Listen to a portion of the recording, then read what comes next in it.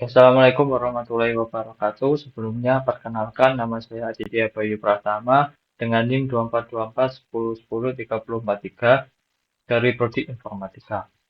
Di sini saya akan menjelaskan tugas PPO tentang inheritance dan override. Oke. Baik, di sini ada satu tadi kasus, dua ya. Kita bahas yang pertama yaitu tentang online shop. Nah, di mana terdapat produk dengan berbagai kategori informasi dasar tentang produk meliputi nama dan harga. Jadi ada base kelasnya itu atau super kelasnya itu produk. Nah, di produk itu nanti ada nama sama harga. Nah, terus ada kategori barang elektronik. Di mana barang elektronik ini berat barang elektronik memengaruhi ongkos kirim. Jadi ongkos kirim dari barang elektronik itu tergantung dengan si beratnya juga. Nah, gitu. Jadi otomatis harganya bakal memengaruhi ya, terpengaruhi. Terus terdapat kategori baju dan pakaian dengan ongkos kirim tetap senilai X rupiah.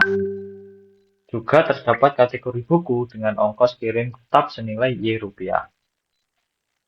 Nah, yang terakhir terdapat keranjang belanja yang mampu menampung daftar produk dan mampu menghitung total harga dari item-item di barang. Oke, baik. Yang pertama kita bikin produk ke base kelasnya, kelasnya produk.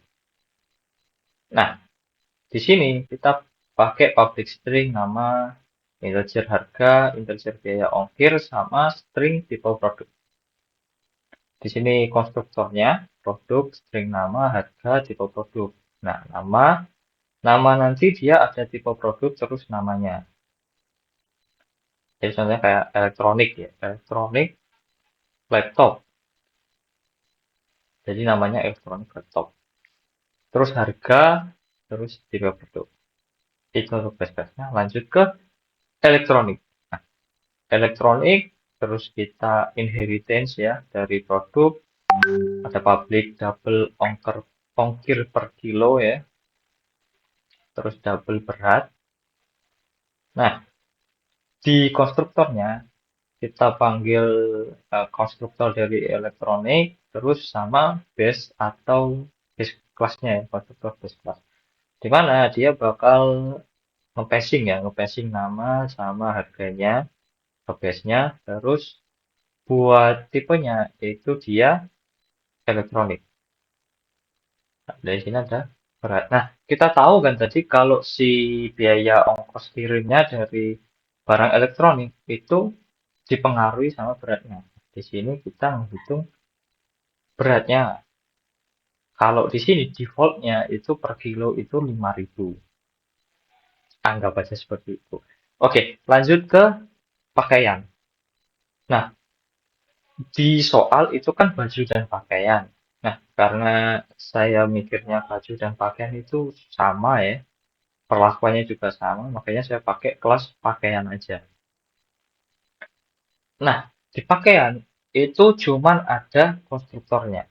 Konstruktor pakaian sama konstruktor dari base class-nya atau si produk. Sama harga di passing sama tipenya pakaian. Biaya ongkirnya itu 4.000. Oke. Nah, biaya ongkir ini tadi di base class-nya ya, biaya ongkir.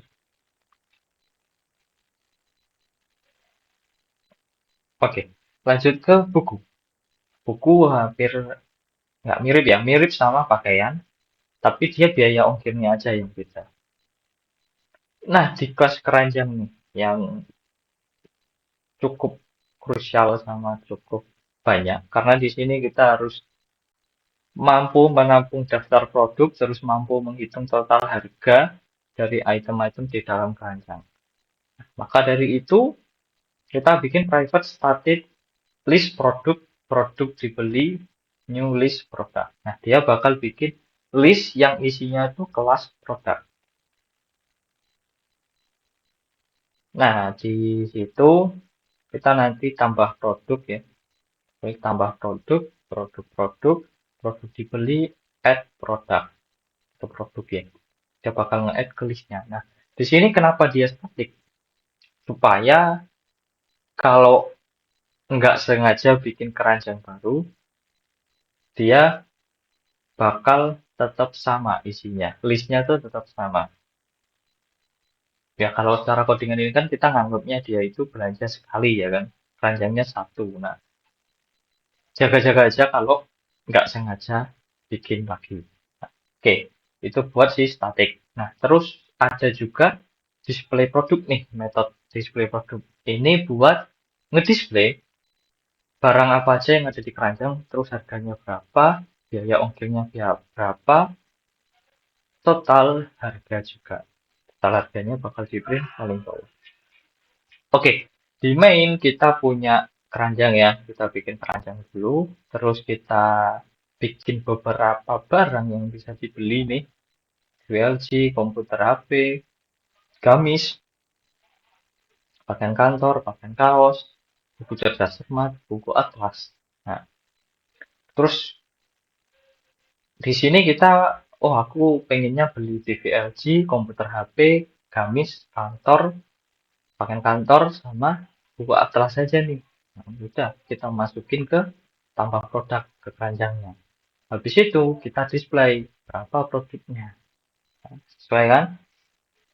Di sini displaynya itu harus mampu menampung daftar produk sama mampu menghitung total harga dari item-itemnya. Nah, langsung kita coba. Oke, kita coba run. Nah, di sini, di sini kita di print ya, di print semua yang ada di keranjang. Jadi ada elektronik, TV, LCD, elektronik, komputer HP, gamis, kantor, buku atlas terbaru 2022, harganya segini. Terus kita total itu hasilnya jadi berapa nih? 5.596.500 rupiah. Gitu. Baiklah, habis ini kita lanjut ke soal kedua. Oke, baik. Kita lanjut ke soal nomor 2. Nah, di soal nomor 2 ini kita diminta untuk membuat sistem bank yang mencatat daftar rekening yang dimiliki nasabahnya. Nah, rekening ini dapat berupa rekening tabungan dan juga rekening giro, di mana rekening dapat dikenai penarikan dan penyetoran serta cek saldo. Nah, artinya kita punya metode untuk ngecek atau melihat saldonya ada berapa sama penarikan. Yaitu bisa narik, bisa nyetorin. Ini berarti nanti ngerubah ke saldonya. Terus rekening tabungan dapat memiliki bunga yang dimasukkan ke rekening tiap awal bulan. Oke. Sedangkan rekening giro dapat melayani penarikan melebihi saldo tersedia dengan batas tertentu. Oke, jadi ada sifat yang membedakan ya, sifat khusus. Kalau rekening tabungan itu dia bakal dapat bunga setiap awal bulan, sedangkan rekening giro itu dia dapat kayak kartu kredit gitu ya. Jadi dia bisa minus gitu. Saldonya bisa minus tapi dengan batasan tertentu. Oke. Nah, kita bikin dulu kelas banknya sebagai base class-nya. Di sini saya juga pakai si banknya itu sebagai kelas untuk kita melakukan atau si admin juga. Si admin buat ngelakuin beberapa metode buat ngecek nasabah dan update maupun distribusi. Nah, yang pertama kita punya private static list daftar nasabah itu berupa list di mana nanti buat menyimpan data-data atau kelas yang udah kita bikin dari tabungan nasabah. Terus kita punya nama, saldo, tipe. Nah, tipe ini buat membedakan mana rekening tabungan sama mana rekening giro gitu. Terus kita punya ini ya konstruktornya, dia butuh nama, saldo sama tipe. Kita masukin. Nah, di sini Kalau tipenya itu tidak sama dengan admin, dia bakal ditambahin ke list. Terus di sini ada cetak nasabah. Cetak nasabah ini buat kita ngelihat siapa aja atau nasabah-nasabah kita. Nanti kita bakal lihat tipenya, terus nama sama saldonya. Oke, terus ada get nama ya, karena tadi privat, private, nama, saldo, tipe itu kan private semua. Kita pakai get nama buat ngeliat, terus kita pakai get saldo buat dapetin saldonya. Cek saldo itu buat ngeprint ya. Kalau get saldo itu dapetin saldonya, kalau cek saldo itu di print pakai string. Nah, terus ya mungkin ini bisa digabung, tapi ya kita biarkan saja ya. Public virtual void penarikan. Nah, ini metode yang bisa kita override nanti. Penarikan ini kan tadi kan ada dua ya. Kalau si rekening tabungan itu kan limitnya dia ke nol. Nah, tapi kalau si rekening dia punya limit tersendiri. Nah, makanya dibuatlah dia sebagai virtual supaya nanti kita bisa override. Oke, lanjut. Terus ada public void setor ya buat fungsi penyetoran. Terus public virtual void double ini tuh cuman buat placeholder kita. Itu buat metode buat nambahin bunga nanti. Nah, ini public void bagi bunga. Double 6 for each nasabah in daftar nasabah, nasabah update 6. Nah, karena dia polosan, kita bakal melihat apa yang akan dilakukan itu di child class-nya. Oke, berarti di sini ada public class tabungan bank. Nah, di sini berarti rekening tabungan. Nah, rekening tabungan, di sini ada konstruktornya ya.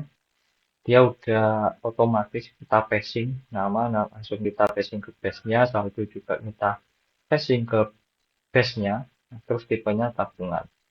Nah, di sini kita nge-override void update double percentage. Nah, ini buat bunga tadi.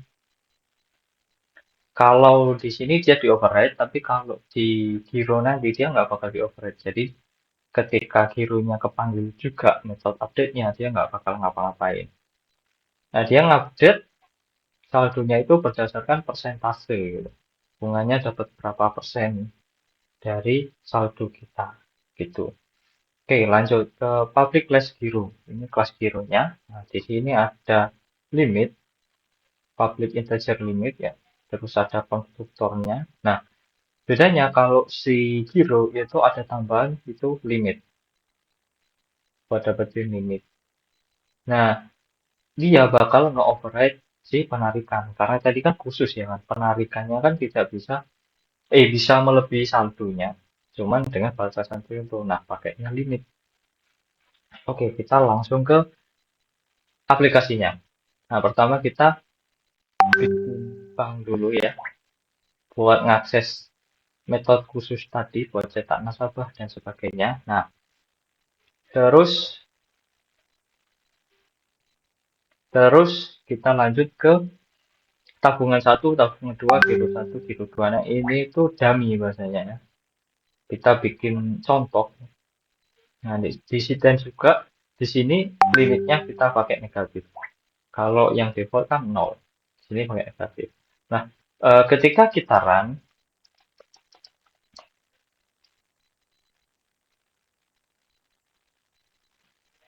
nah ketika kita run di sini kan dia bakal ngeprint semua ya. Ada rekening tabungan namanya Rahmat, Ayu, sesuai ya. Oke, lanjut. Oke, kita komentar aja. Terus di sini kita bisa buat fungsi penarikan ya. Oh, ini buat fungsi penarikan. Kita coba run dulu ya.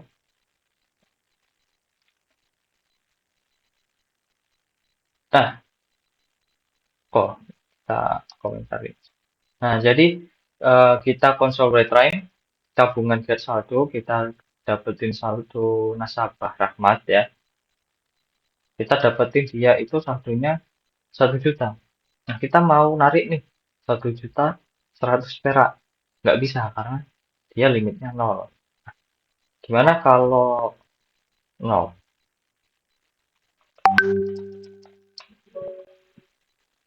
Nah, kalau nol berarti dia, oke baik. Kalau nol dia berarti cukup kan? 1 juta dikurangi 1 juta berarti dia cukup. Nah, oke berarti fungsi kita udah benar ya. Fungsi penarikan. Terus lanjut ke fungsi yang bedain juga. Tadi kan kita tahu bahwa si giro itu dia bisa ngelebihin atau dia bisa narik lebih dari saldo yang dipunya. Nah, di sini kita get saldo di giro 2 punyanya Tirta ya. Dan dia itu punya 2 juta saldonya. Nah, kita tarik nih 3 juta. Apakah bisa? Oh, ternyata bisa. Terus saldonya dia itu jadi minus 1 juta. Karena Tirta itu batasnya 1.500.000. Kita coba 4 juta deh.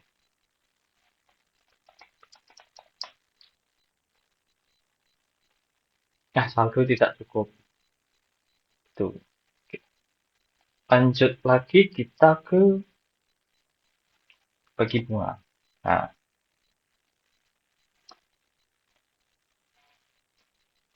bagi bunga tadi kan khusus buat si nasabah yang pakai rekening tabungan kan ya.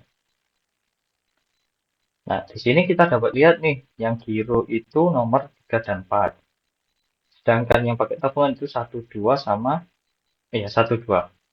Nah, dapat kita lihat nih, bahwa si nomor 1 sama 2 itu udah bertambah sebesar 2%. Gitu. Nah, yang awalnya 1 juta, dia jadi 1.020.000. Oke, mungkin itu saja untuk soal sistem perbankan ini. Mungkin akan dilanjut teman saya. Sebelumnya, perkenalkan nama saya M. Aditya Bintang Pramudia dengan NIM 2424 1010 3086. Oke, di sini saya akan menjelaskan dari study case yang kedua, yaitu tentang membuat suatu kode yang dimana itu menghitung suatu luas dari suatu bentuk dan juga menggenerate gambarnya. Di sini saya mempunyai sebuah kelas shape yang dimana bertujuan untuk menghitung dari sebuah bentuk seperti segitiga, persegi, lingkaran, persegi panjang, dan juga jajar genjang.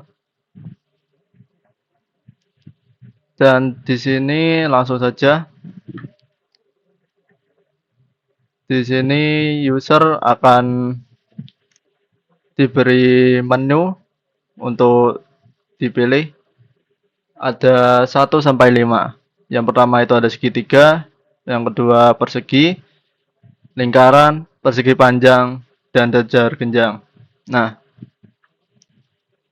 apabila user itu tidak memasukkan 1 sampai 5 atau kurang dan lebih dari itu, maka kode akan berhenti, di mana akan menghasilkan output pilihan tidak valid. Tolong masukkan angka yang ada. Contohnya seperti ini.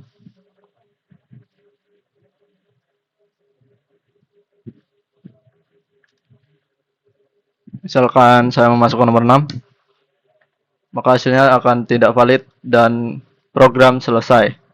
Nah, di sini langsung saja kita masuk ke penghitungan nomor 1, yaitu segitiga.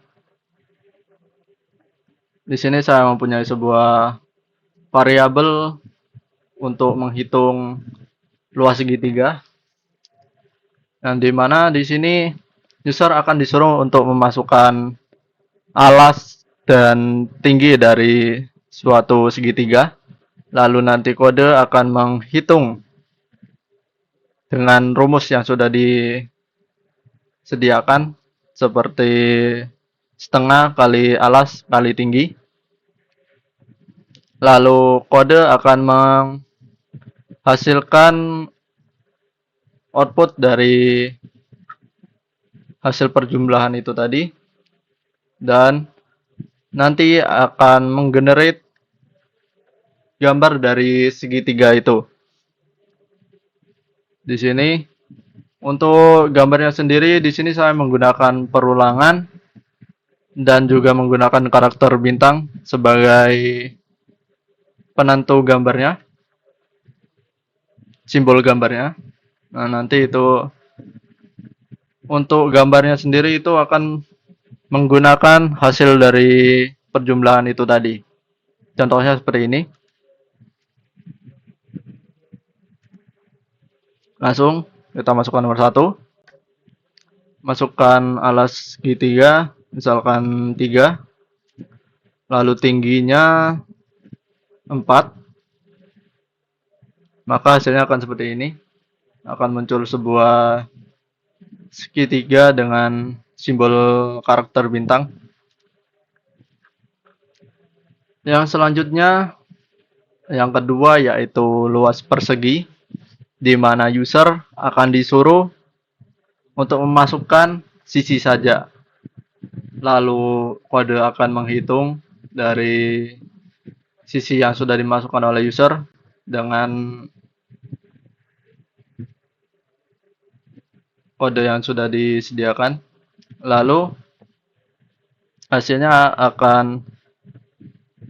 nanti akan mengeluarkan output dari hasil perjumlahan dan juga akan menghasilkan gambar persegi.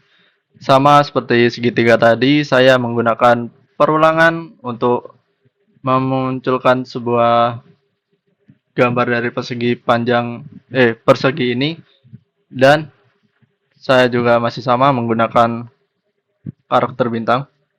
Langsung saja kita masukkan nomor 2. Sisi persegi mungkin 14. Maka hasilnya akan membentuk sebuah kotak. Oke. Yang selanjutnya yaitu ada luas lingkaran.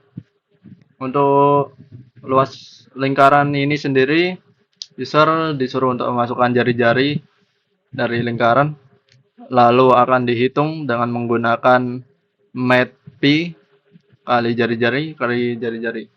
Nah, kenapa saya menggunakan mat pi itu? Karena agar lebih akurat dan presisi. Karena mungkin bisa saja penjumlahannya menjadi terlalu berlebihan. Nah, lalu nanti akan mengeluarkan output dari penjumlahan tadi dan juga memberikan gambar dari lingkaran itu tadi, dan menggunakan loop di mana ada menggunakan jari-jarinya yang sudah dimasukkan oleh user itu tadi. Langsung saja. Dan untuk karakternya masih sama, saya menggunakan karakter bintang nomor 3. Masukkan jari-jari. Kita masukkan 5 saja. Hasilnya maka akan seperti ini, dan mengeluarkan gambar lingkaran. Yang keempat yaitu persegi panjang. Untuk persegi panjang sendiri, di sini user akan disuruh memasukkan panjang dan lebar dari persegi panjang. Lalu kode akan menghitung dan mengeluarkan output dari perhitungannya itu tadi, dan memberikan gambar dari perhitungan itu tadi. kurang lebih akan seperti ini. Kita akan masuk ke session nomor 4. Masukkan panjang, misalkan let's say 12, lebarnya 5. Lebarnya 14 mungkin. Hasilnya akan seperti ini. Oke. Kita lanjut ke yang terlahir, yaitu jajar genjang. Nah, untuk jajar genjang sendiri, user akan disuruh untuk memasukkan alas dan tinggi.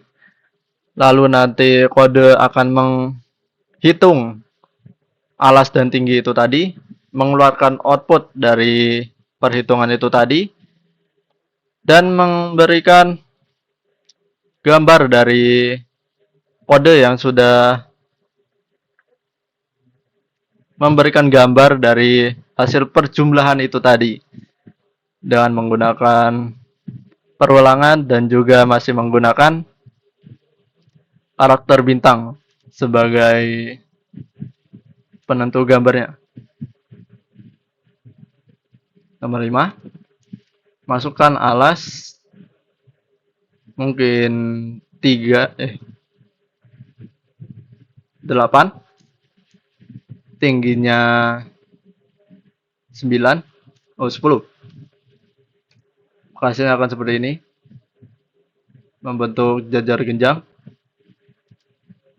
Dan mungkin sekian dari saya. Terima kasih.